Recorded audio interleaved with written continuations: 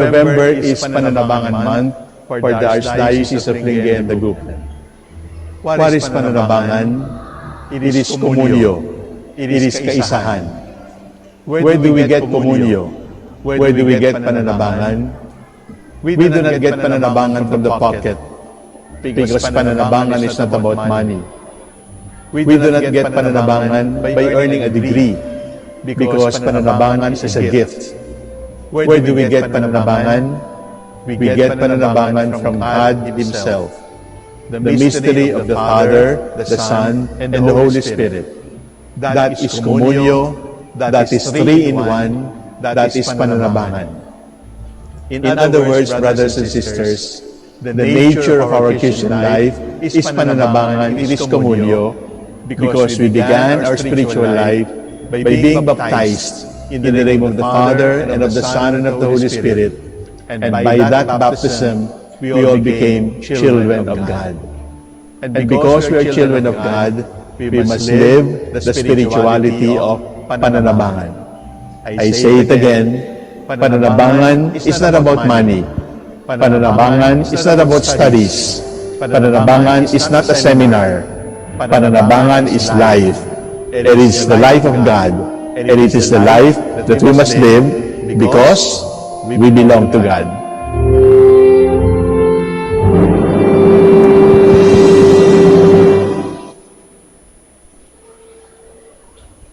Good morning. Good morning, everyone. We now pray for our beloved Bishop. May I ask everyone to please raise your hands towards our Bishop as we pray for him. Let us pray. Place of Christ over the flock whose shepherd he is, and be faithful as a teacher of doctrine, a priest of sacred worship, and as one who serves them by governing. Through our Lord Jesus Christ, your Son, who lives and reigns with you in the unity of the Holy Spirit, God, forever and ever. Amen.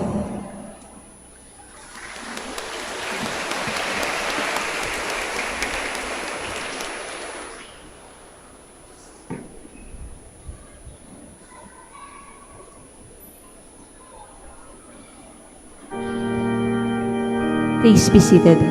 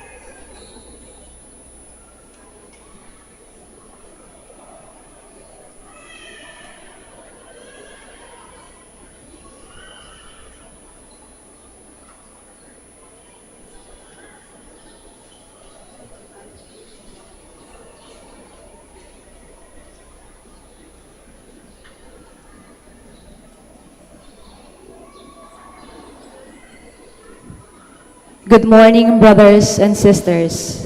Today, our beloved Archbishop Socrates B. Villegas TD makes his pastoral visitation to our parish, the Our Lady of the Rosary Parish here in Manaoag.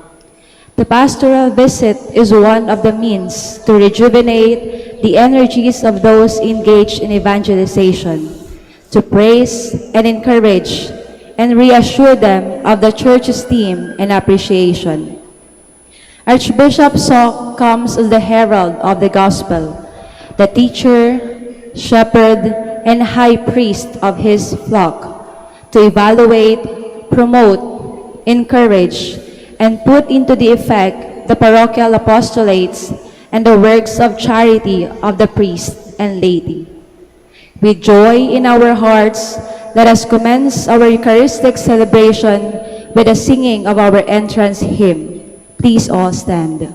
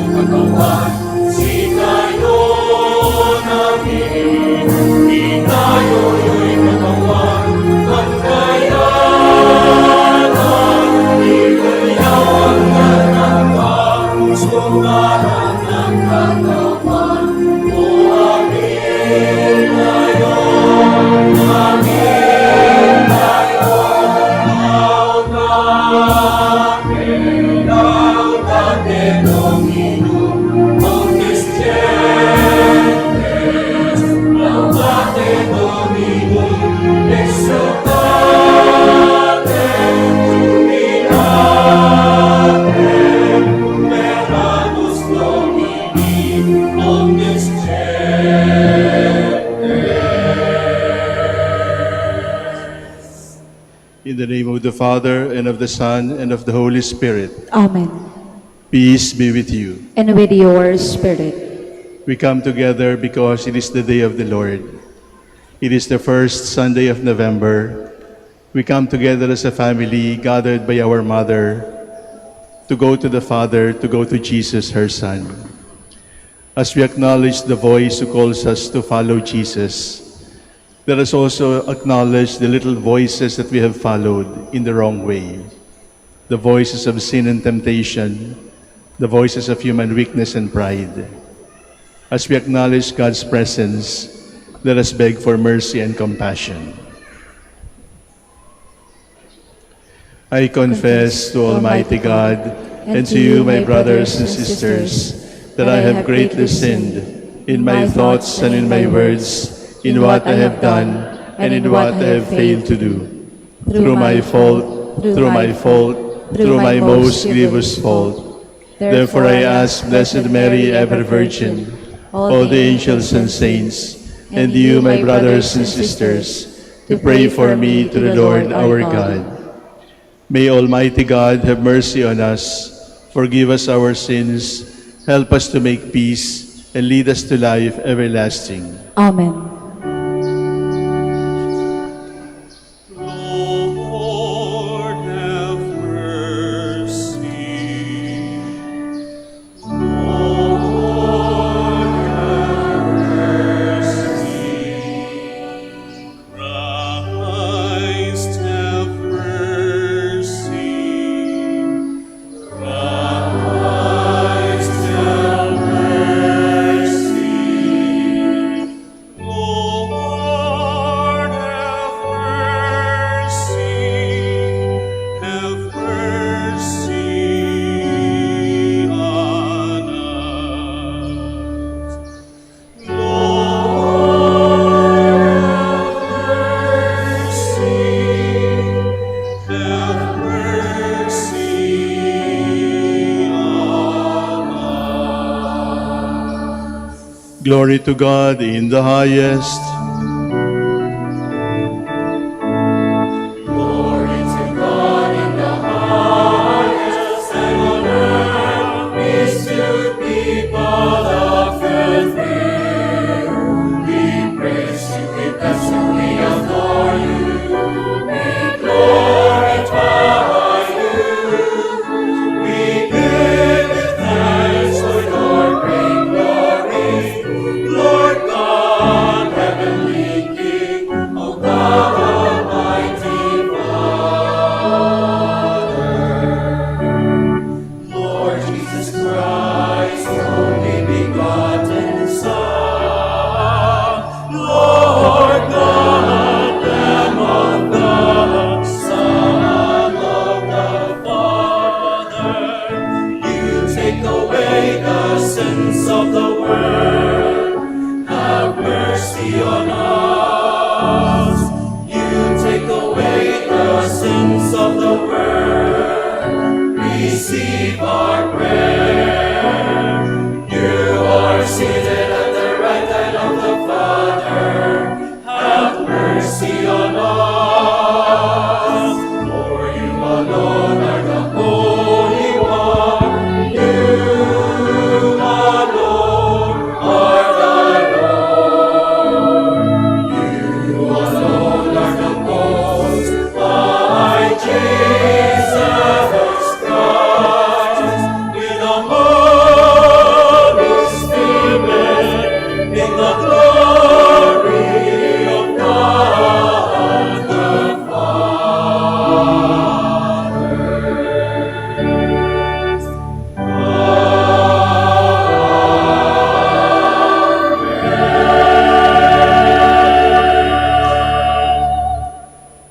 Let us pray.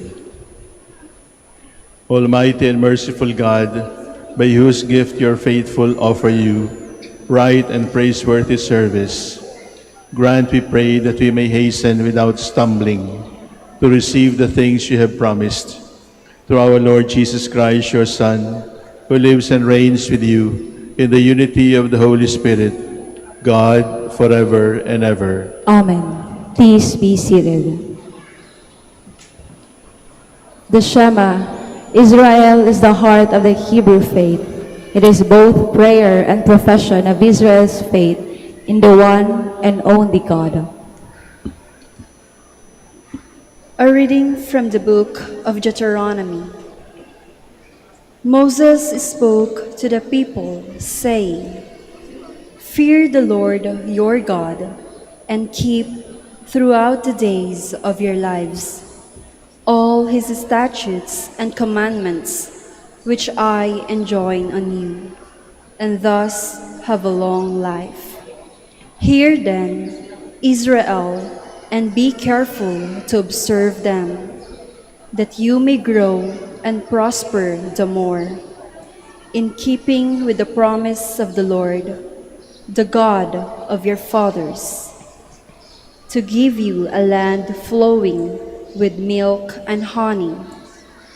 Hear, O Israel, the Lord is our God, the Lord alone. Therefore, you shall love the Lord your God with all your heart, and with all your soul, and with all your strength.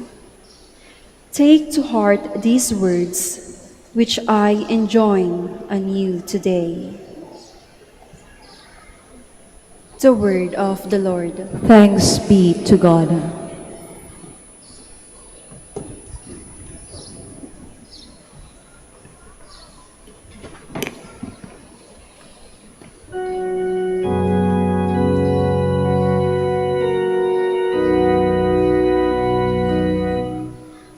I love you, Lord, my strength. I love you, Lord, my strength.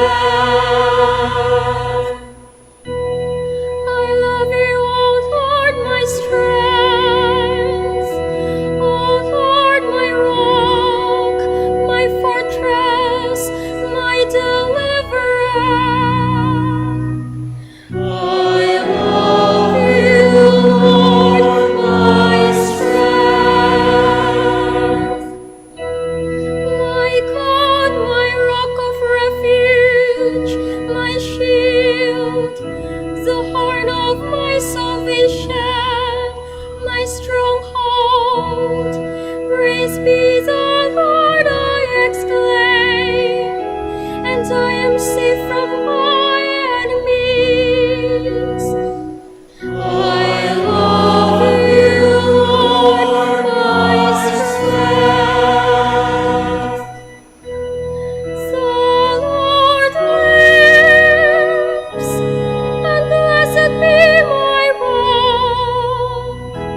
Extolled be God, my Savior. He who gave great victories to your King, and showed kindness to your anointed. I love you, Lord, my strength.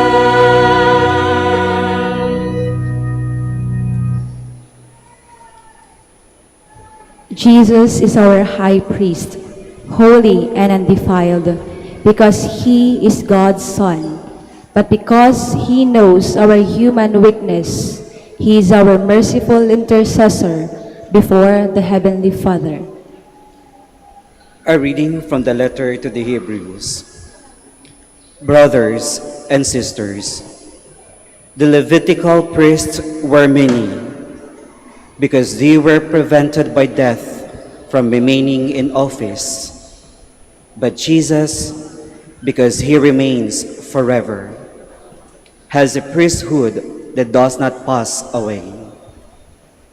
Therefore, he is always able to save those who approach God through him, since he lives forever to make intercession for them. It was fitting that we should have such a high priest, holy, innocent, undefiled, separated from sinners, higher than the heavens. He has no need as did the high priests, to offer sacrifice day after day. First for his own sins, and then for those of the people. He did that once for all when he offered himself. For the law appoints men subject to weakness to be high priests, but the word of the oath, which was taken after the law, appoints a son, who has been made perfect forever. The word of the Lord. Thanks be to God. Please stand.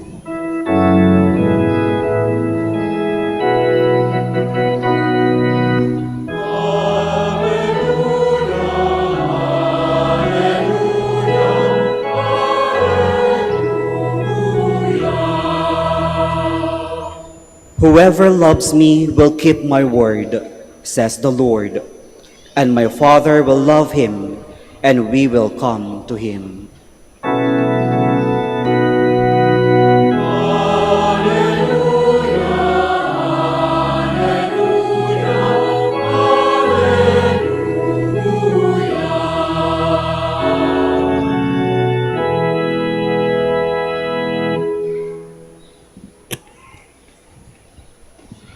The Lord be with you. And with your spirit.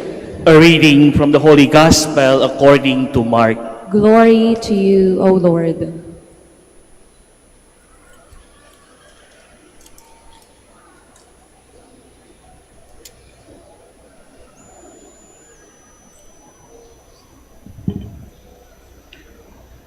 One of the scribes came to Jesus and asked him, "Which is the first of all the commandments?"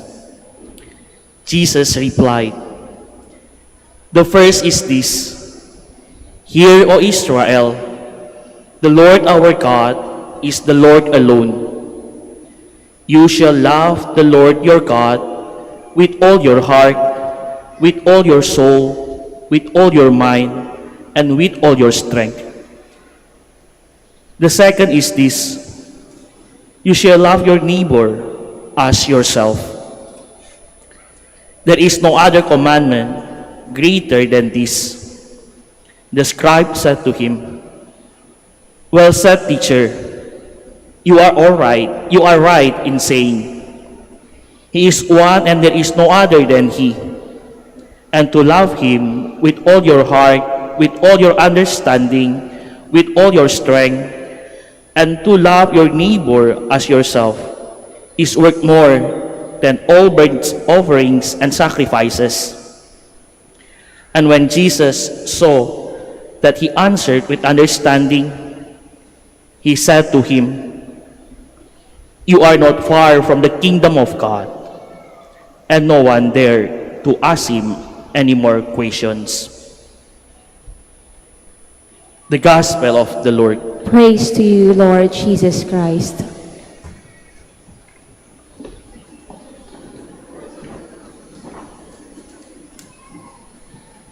Please be seated.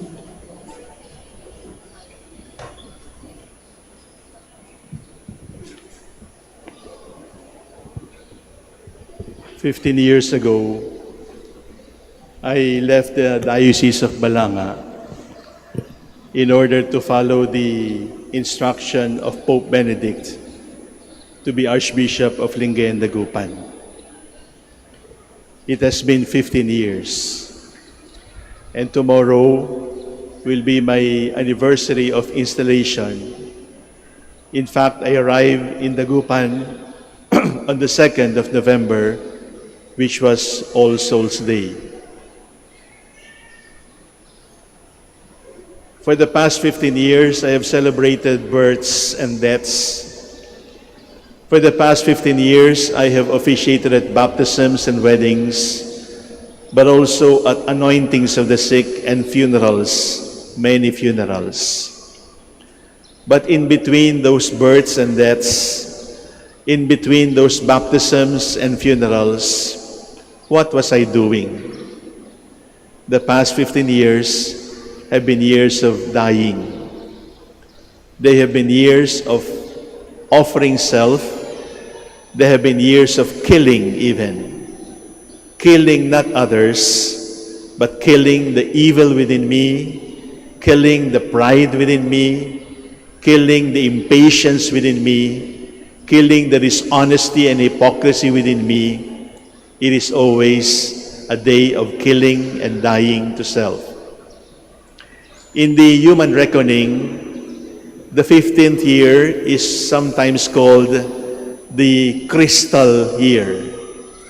In the same way that silver is 25 and 50 is golden, 15 is called crystal jubilee.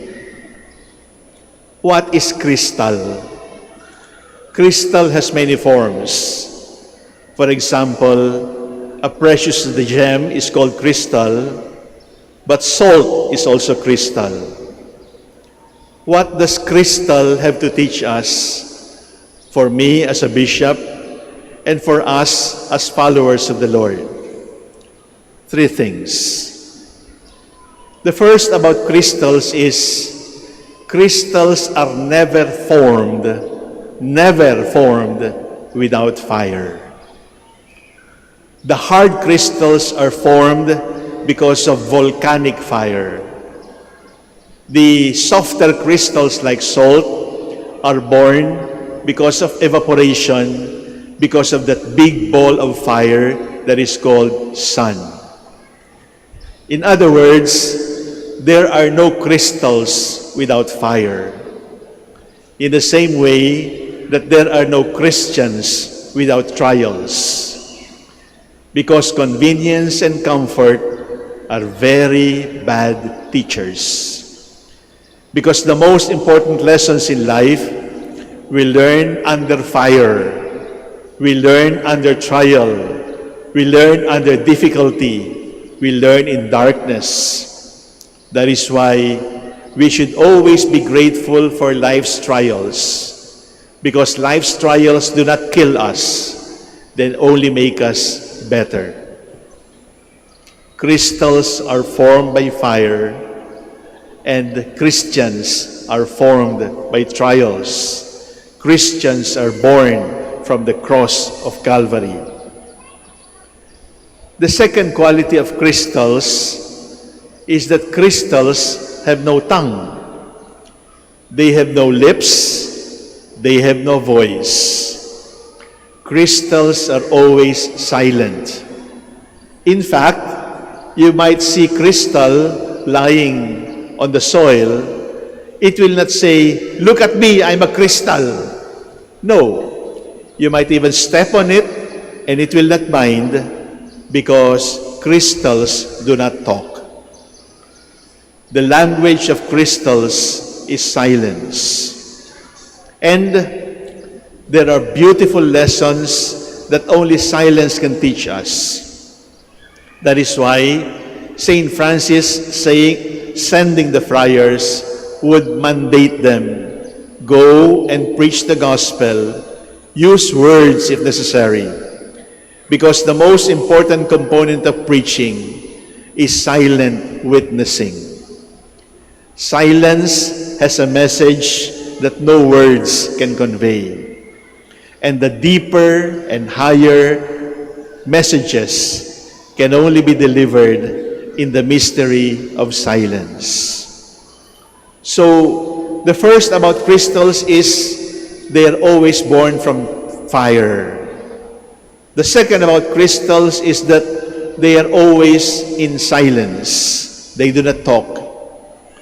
But the third about crystals is, once you have discovered them and you see their beauty and luster, even if it is as simple as crystal salt, they are beautiful and they are used as decors. In fact, in the altar, in the tabernacle, we use crystals in order to decorate the house of God. In the Old Testament, crystals were also attached to the armors of soldiers. Crystals were attached to the precious vessels in the temple, because crystals are beautiful crystals make things more beautiful. Look at those three words. Crystals are born from trial, crystals remain silent, and crystals are destined to bear witness to beauty. Trials, silence, beauty. If you put together these three words spell what the gospel says. What does the gospel say? Love. The greatest commandment is love. But love is not Valentine's. Love is not Cupid with his arrow. Because the perfect symbol of love is Christ crucified on the cross with his heart pierced. In other words, the perfect day of love is not February 24. The perfect day of love is Good Friday, when they attempted to kill love, but love rose again from the dead. Love is silence, and love is best expressed in the silence of our hearts. Look at lovers. They say, I love you. They give gifts. They give time. But love is best expressed when you look at each other and you look at the same direction, which no words can contain, no words can express, because love is best expressed in the silence of sacrifice. Finally, beauty. You want to be beautiful? You don't need to go to the beauty parlor for that. You don't need to go to the plastic surgeon for that. All you need to do is to be a loving person, because love makes all of us beautiful. Love is beautiful. Love is silence. Love is tested by fire. Today, I thank the Lord for sending me to the Archdiocese of Lingayen-Dagupan. When the Pope told me I was to go to Dagupan to be Archbishop here, I said to the representative of the Pope, I don't know anyone there. But on second thought, I said, I only know one woman, the woman in Manaoag. And I said to the Pope, I think that is enough. I know somebody there. That is enough for me. I will go. And the past 15 years have been years of listening to the voice of the lady, to the voice of the mother who calls. If 15 years is crystal clear, it is because the mother in Manaoag has taught me to face trials with courage, to be comfortable with silence, and to add beauty to this world.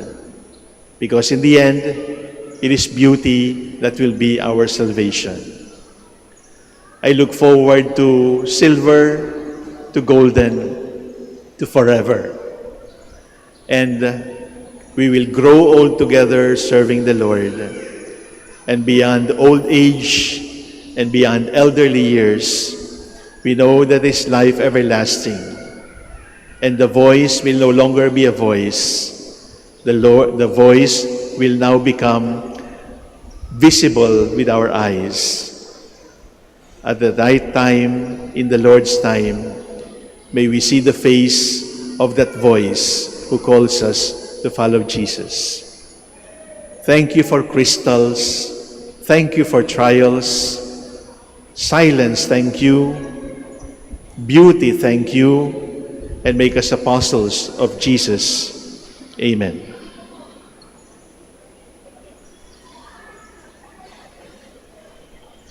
I believe in one God, the Father Almighty, maker of heaven and earth, of all things visible and invisible. I believe in one Lord Jesus Christ, the only begotten Son of God, born of the Father before all ages, God from God, light from light, true God from true God, begotten not made, consubstantial with the Father. Through him all things were made. for us men and for our salvation, he came down from heaven, and by the Holy Spirit was incarnate of the Virgin Mary and became man. For our sake, he was crucified under Pontius Pilate. He suffered death and was buried, and rose again on the third day in accordance with the Scriptures. He ascended into heaven and is seated at the right hand of the Father. He will come again in glory to judge the living and the dead, and his kingdom will have no end.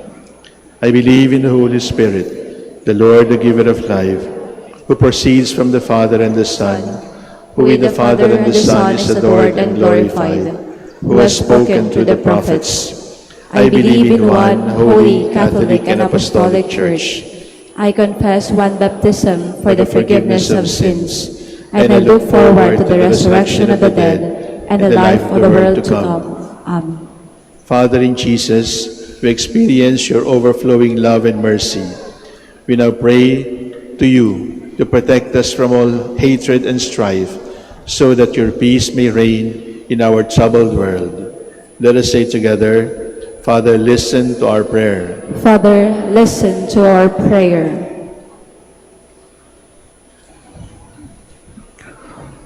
For Francis, our Pope, Socrates, our Bishop, and all priests and deacons, may they be sacraments of Jesus' love through their faithful witnessing and selfless service. We pray. Father, listen to our prayer. For public servants and professionals, may they grow and prosper in love by serving the nation through daily offering of their labor and slaughter. We pray. Father, listen to our prayer. For victims of hatred, abuse, and indifference, may they not lose their trust and faith in the Lord and be empowered to continue to living their lives in the Church. We pray. Father, listen to our prayer. For all of us who are gathered here today, may we find strength in the love of God, love that bears all things, hopes all things, and endures all things. We pray. Father, listen to our prayer. For our beloved dead, may they experience the everlasting love and forgiveness of God in the fullness of His kingdom. We pray. Father, listen to our prayer. Let us pray for the urgent concern of our community, the intentions of the devotees and the pilgrim of Our Lady of Rosary of Manaoag, and for our personal intentions. We pray. Father, listen to our prayer. Father Almighty, may listening to your word and acting on it be the delight of our life.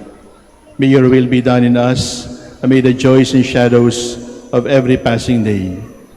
May we offer you all we are and all we have through Christ our Lord. Amen. Please be seated.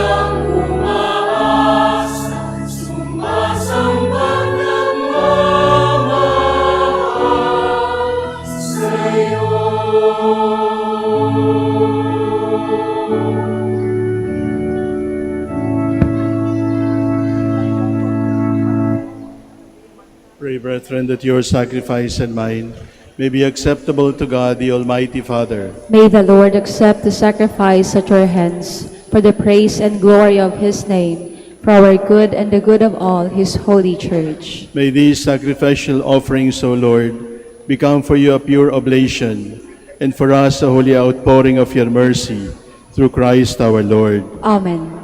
The Lord be with you. And with your spirit, Lift up your hearts. we lift them up to the Lord. Let us give thanks to the Lord our God. It is right and just. It is truly right and just, our duty and our salvation, always and everywhere to give you thanks, Lord, Holy Father, Almighty and eternal God. For in you we live and move and have our being. And while in this body we not only experience the daily effects of your care, but even now possess the pledge of life eternal. For having received the first fruits of the Spirit, through whom you raised up Jesus from the dead, we hope for an everlasting share in the Paschal mystery. And so with all the angels we praise you, as in joyful celebration we acclaim.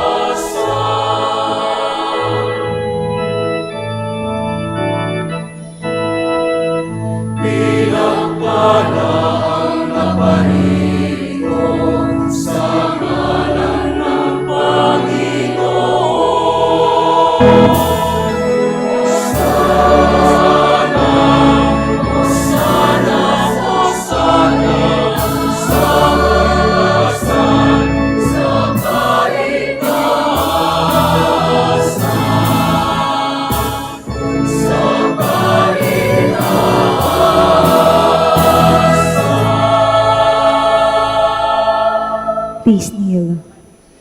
You are indeed holy, O Lord, the fount of all holiness. Make holy, therefore, these gifts, we pray, by sending down your Spirit upon them like the dewfall, so that they may become for us the body and blood of our Lord Jesus Christ. At the time he was betrayed and entered willingly into his passion, he took bread and giving thanks, broke it, and gave it to his disciples, saying, "Take this, all of you, and eat of it, for this is my body, which will be given up for you."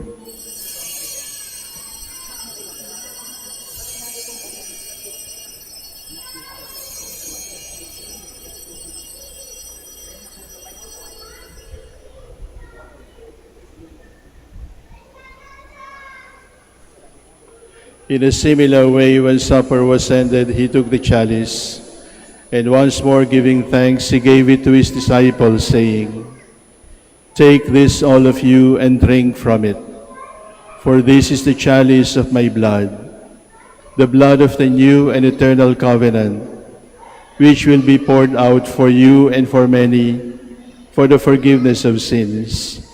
Do this in memory of me."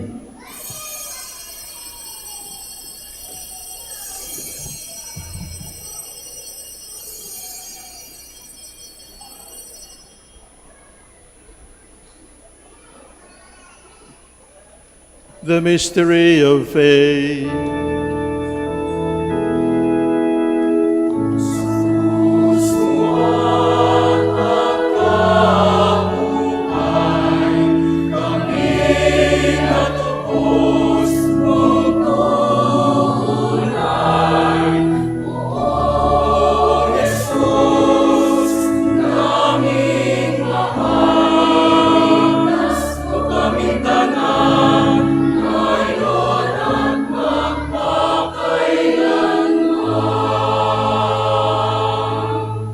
Therefore, as we celebrate the memorial of his death and resurrection, we offer you, Lord, the bread of life and the chalice of salvation, giving thanks that you have held us worthy to be in your presence and minister to you.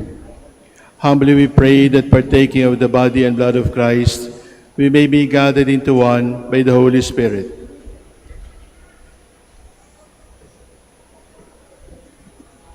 Remember, Lord, your church spread throughout the world, and being heard to the fullness of charity, together with Francis, our Pope, and Socrates, our Bishop, and all the clergy.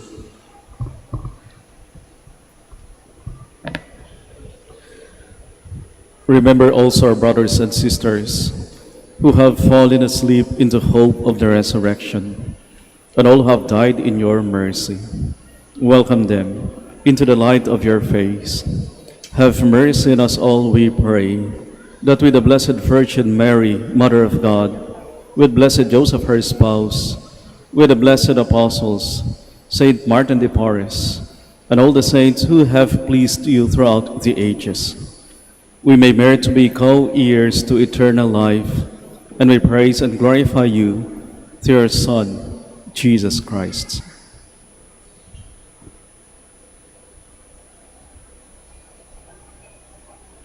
Through him and with him and in him, O God, Almighty Father, in the unity of the Holy Spirit, all glory and honor is yours forever and ever.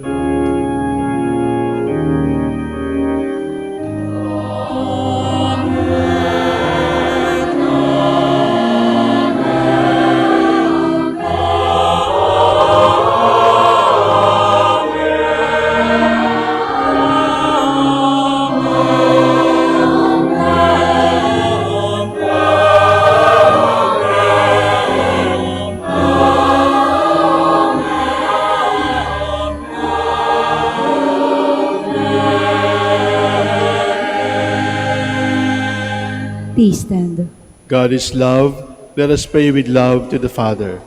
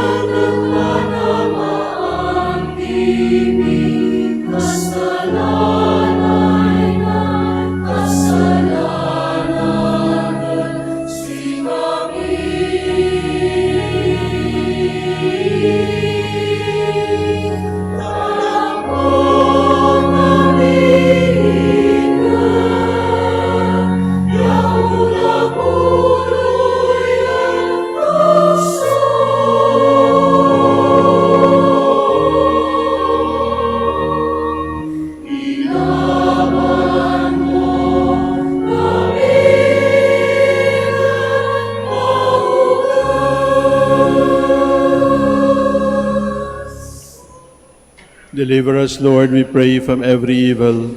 Graciously grant peace in our days. that by the help of your mercy we may be always free from sin and safe from all distress, as we await the blessed hope and the coming of our Savior, Jesus Christ. For the kingdom, the power, and the glory are yours, now and forever. Lord Jesus Christ, who said to your apostles, "Peace I leave you, my peace I give you," look not on our sins, but on the faith of your Church, and graciously grant her peace and unity in accordance with your will, who live and reign forever and ever. Amen. The peace of the Lord be with you always. And with your spirit. Let us offer each other the sign of peace.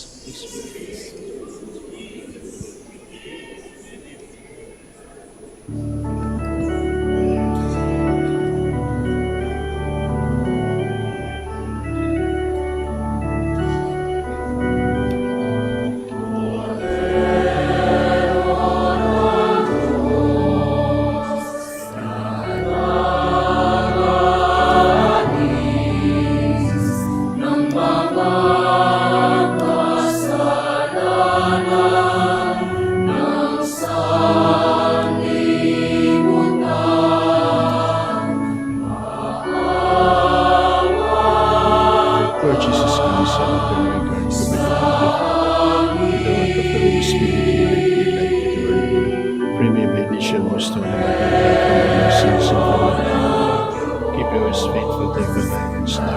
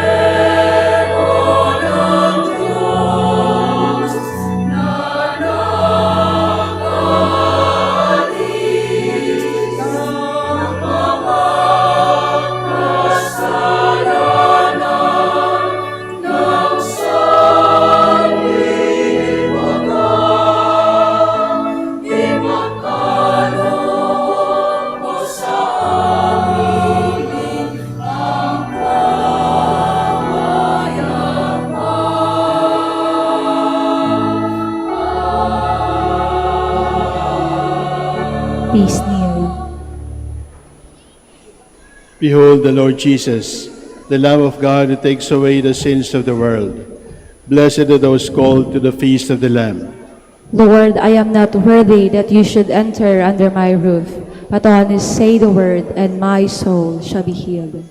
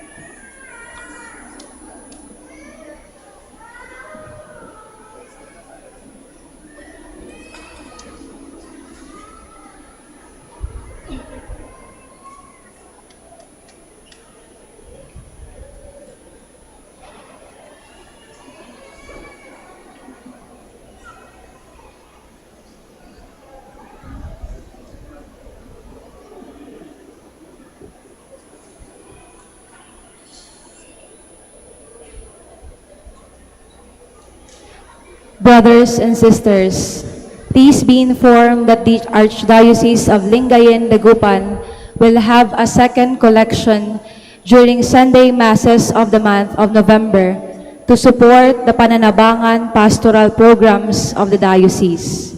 Maraming salamat po.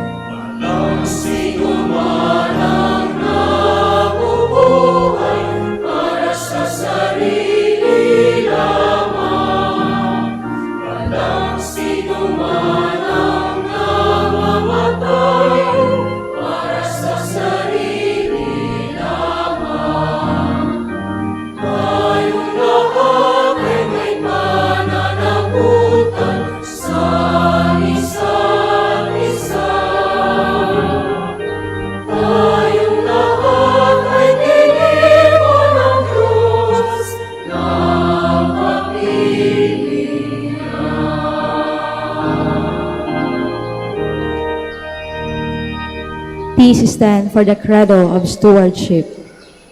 Let us pray the Credo of Stewardship. I believe in stewardship. I believe in the God of love, the owner of everything, who possesses everyone. I believe in the God of mercies, who has chosen me to be a steward of Mother Nature and Mother Church. In spite of the infidelities he knows I will still commit.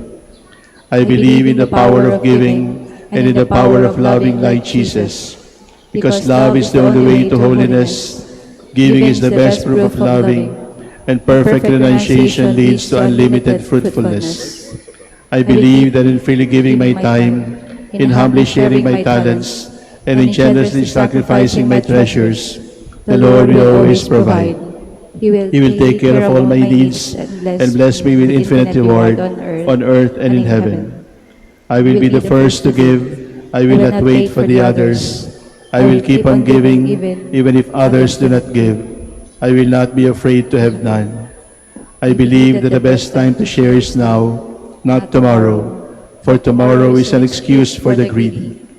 I will keep my needs and wants simple and few, for I believe that in reducing selfishness, I will grow in happiness and holiness. I am a steward of the Lord. I will return all this to Him with abundant yield. Much is asked of me, because much has been given to me. I praise the Lord for his kindness to me, now and forever. Amen. Our Lady of the Rosary of Manaoag, Pray for us. let us pray. May the working of your power, O Lord, increase in us, we pray, so that, renewed by these heavenly sacraments, we may be prepared by your gift for receiving what they promise, through Christ our Lord. Amen. Please be seated for the word of thanks.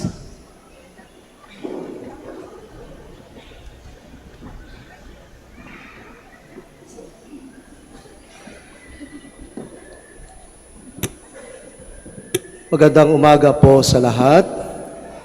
Salamat po sa inyong pagdalaw sa Manaoag, sa inyong pagdalaw sa Basilika, at lalong-lalo na sa inyong pakikisa, aktibong pakikisa sa banal na misa.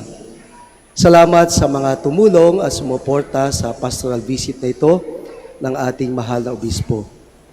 Salamat sa ating parish office staff, catechists, lahat ng ministers, religious organizations, BEC, Letran Manaoag Community, at sa inyong lahat po nandito ngayon.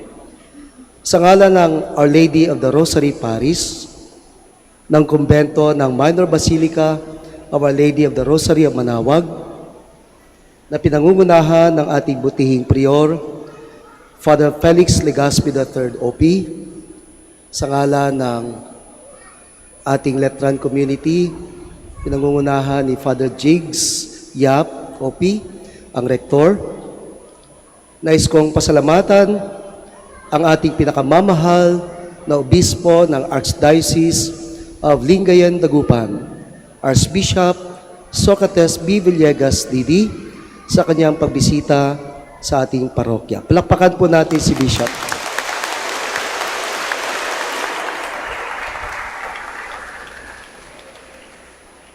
Bishop Soc, sa alaala ng mga taga-Manaoag, ito po ang kauna-unahang pagkakataon ng parokya ay nagkaroon ng pastoral visitation na kayo mismo ang pumunta.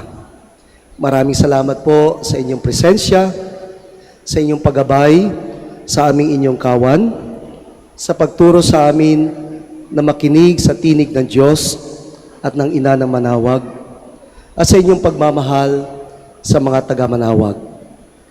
Nawa ang biyaya at matubay na mahal na Ina ng Manaoag ay laging mapa sa inyo. Mabuhay po kayo. Salamat po.